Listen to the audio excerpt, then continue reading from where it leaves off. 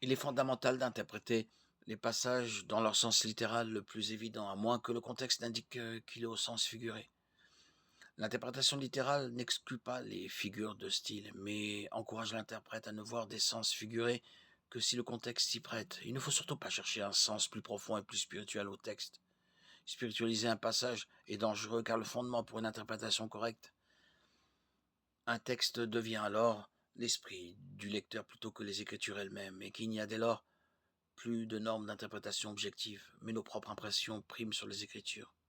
De Pierre 1, 20, 21 nous rappelle qu'aucune prophétie de l'écriture n'est une affaire d'interprétation personnelle, car ce n'est jamais par une volonté d'homme qu'une prophétie a été apportée, mais c'est poussé par le Saint-Esprit que des hommes ont parlé de la part de Dieu.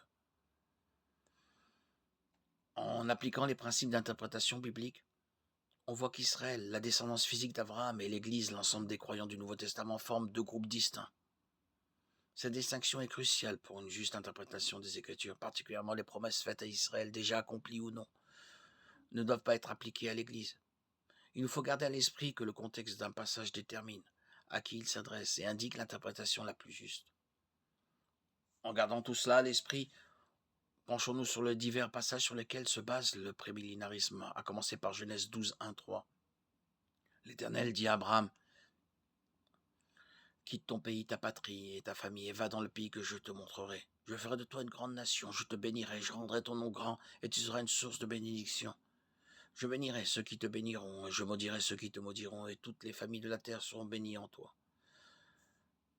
Dans ce passage, Dieu promet trois choses à Abraham: une descendance nombreuse, ici nous parlons des Juifs, qui posséderaient et occuperaient un pays et serait une bénédiction universelle pour toute l'humanité.